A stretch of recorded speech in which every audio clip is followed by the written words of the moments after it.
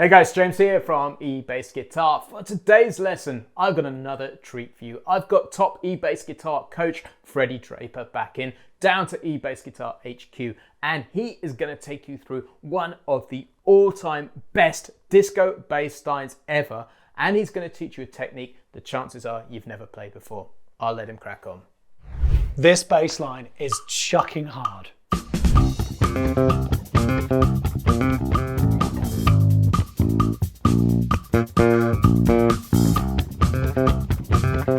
Hey everyone, it's Freddie here from eBassGuitar, and in today's lesson I want to break down one of my absolute favourite bass lines, the legendary Everybody Dance by the one and only Chic. Now, this bass line is an absolutely fantastic example of call and response.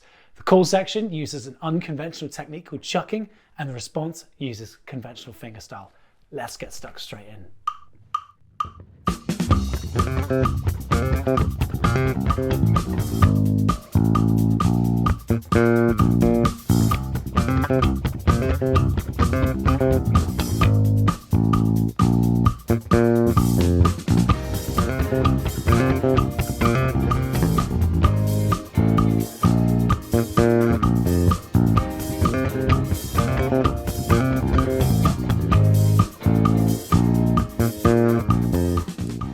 So what the chuck actually is chucking, I'm going to chuck and tell you right now. Chucking is where we use our fingers to make a sort of invisible plectrum. And Bernard Edwards of Chic absolutely pioneered this technique in this tune in particular, also in Chic's tune Dance, Dance, Dance, all about dancing. They love dancing. So what we do, we make that plectrum shape, and there's generally two ways in which you can do this. You can use what's called open grip, where you fan the fingers out and you make the motion from the wrist like this. Or you can use closed position where you bring the fingers in like this. But ultimately, the main point of contact is using the end of the nail, okay? It can be a little bit painful in the first instance, but we need to make sure that we're nice and relaxed, but still get just about enough kick from the wrist to go through the string nice and smoothly. And it doesn't really matter where you do this in the initial instance. Bernard did it quite far back towards the pickup like this. And what I'm doing is I'm just moving through the A string. I'm using my 5-string Music Man just to get the right kind of sound, but there's no bottom B string involved in this, so if you're on a 4, you're fine. But I'm just moving through back and forth like this, just right on the nail. Right, angle it down the camera like this. This kind of technique. Now the strings get a little bit closer together if you move towards the fingerboard, and you might find this a little bit easier in the initial stages just because there's a little bit less resistance, but you run the risk of not getting a sound that's quite as clearly defined as if you do it further back.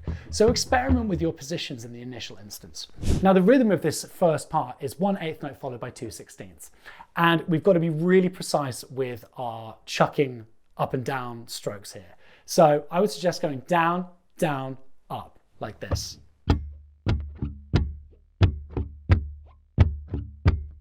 Just like this on the A string. Now this rhythm actually repeats up on the G string. So beat 1 is on the A string, and then up to the G string.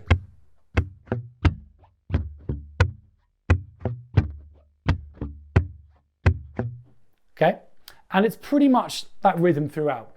There's a couple of points which may trip you up further on in the phrase, but for now, let's use this. Just before we get going, everybody, please download the free PDF in the description below that contains tab and notation so you can have an idea what the chuck I'm going on about in this lesson. So this main introduction is divided into a call and response, which I think is really, really clever because Bernard changes between his chucking technique to conventional fingerstyle. So the first 2 bars use the chucking technique, bars 3 and 4 use fingerstyle. The main focus is going to be on the chucking. When tackling this line, I would break it down into individual beats with a metronome, taking it really, really, really slowly. With our chucking technique, it's really important that we remain mindful of our chucking direction, like we would with a pick. The majority of the movement that Bernard uses is down, down, up. There are instances where he does down, up, but that only happens once or twice. 99% of this line is this down, down, up motion. So I would start doing this on the A string, just muted. It doesn't really matter if you do it on the A or the G or the D, whichever is most comfortable in this instance, but I'm going to do it on the A.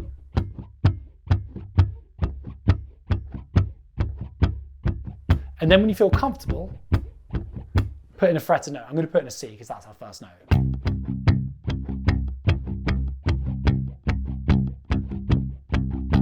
And it's supposed to sound a little bit scrapey. It's supposed to sound a little bit rough. As I mentioned earlier, try moving around the bass to get different sounds. See where's most comfortable. For me, it's towards the back. I get the nicest, most punchy sound from there. When you're comfortable with this, move on to beat 2, which is exactly the same rhythm, but on the G string. I'm just doing the octave C there. So swap between those two.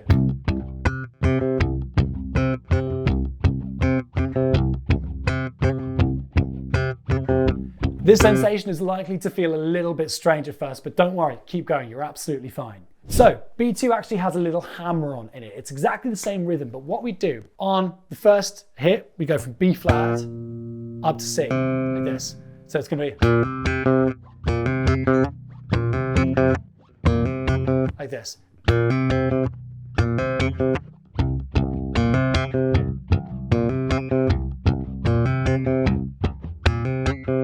That's actually the first bar. 1, 2, 3, 4. Once we move into the second bar, that's when it starts to get a little bit more complicated. Bernard does a repeated down up on the and of beat 2, which throws us out of kilter a little bit. So beat 1's the same, but then when we get to beat 2, that's where it gets a bit trickier. Okay? So this is bar 2, beats 1 and 2. Take time to loop those first 2 beats of bar 2. That's the bit that's likely to really trip you up. Once we get to beat 3, we have another repeated hammer on from B flat to C, and then we have C to A, okay? And this A is actually a little bit sort of muted. If I play it at speed, okay, it's not really supposed to ring out that much.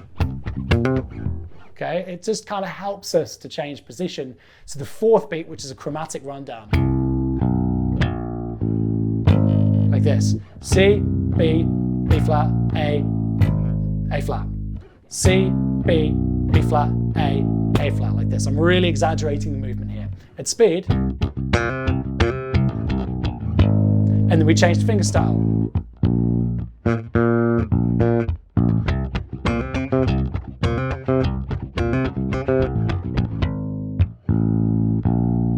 That end of beat 3 of bar 2, that and going from the C to the A, I sometimes do that as a pull-off. It just gives me a little bit of time to give my hand a bit of a rest. I'm pretty sure Bernard did it as alternatives, but it's likely to be a little bit easier if you do it that way, in all honesty. So let's revise the full line. So here we go.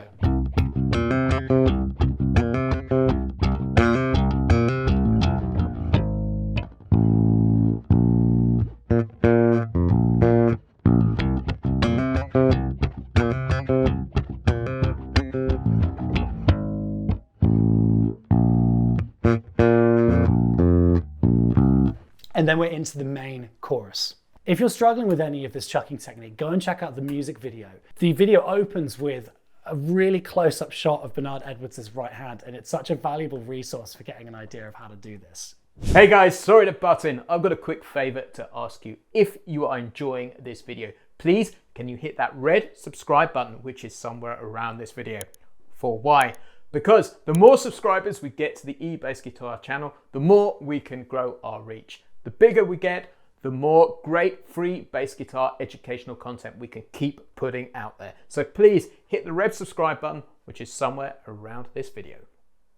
Let's break down that second section, the response section where Bernard switches to fingerstyle. So if we're going from beat 4 coming out of bar 2, we've got C, B, B flat, A flat, and we're now into bar 3. Like this, okay? So we're going A flat, and then there's a muted note on B2, and then we're going to open A, and then a muted note on the and of B3, and then into B4. So it sounds like this, 2, 3, 4.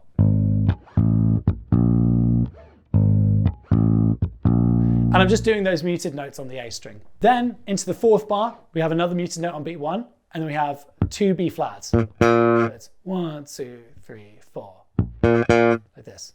And we've got a little skip going at our beat 2, like this. And then just octaves, 3 and.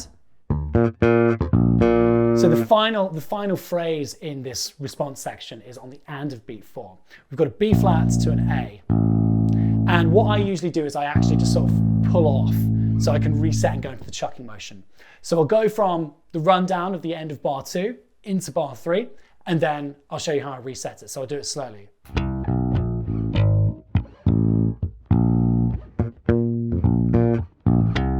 Like this, and then I'm ready to go with the chucking.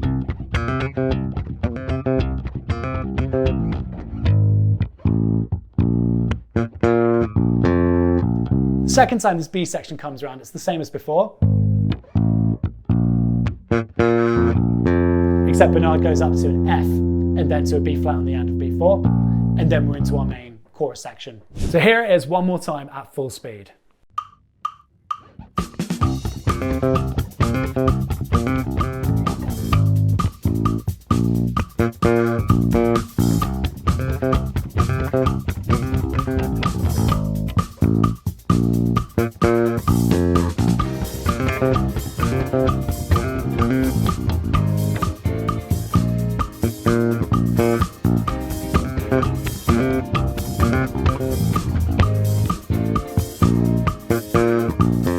If you're struggling to get this up to speed, I would suggest not only slowing the track down, but simplifying the part. So try playing the main rhythm, dum dum dum dum dum, this sort of thing. Try it on one string.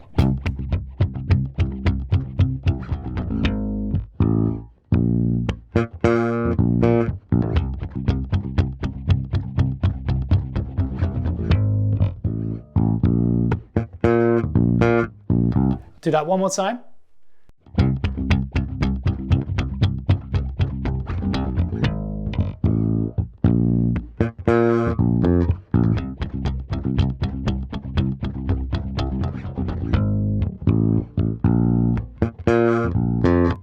So there you have it. That's it for Everybody Dance for today. Hope you've enjoyed the lesson. As always, pay attention to the articulation and timing, but don't forget that this is a dance track. It must be metronomic yet human, the unachievable ideal. Rumour has it that Bernard Edwards actually did this all in one take. Yep, I mean the whole 7-minute version. Blimey, what an absolute mother chucker. Thanks so much for your engagement and attention today. I've been Freddie from eBassGuitar, and I hope to see you very soon. So guys, that's the end of the lesson. What a mind-blowing chucking technique. Extraordinary. Do get stuck in there. Now, I've got a super cool opportunity for you. If you've enjoyed Freddie's lesson today, you can study with him one-to-one because Freddie is one of our VIP coaches over at eBassGuitar. If you'd like to apply to work with him, head on over to ebassguitar.com/VIP and submit an application form. Cheers, that's it for today, and I'll see you next time.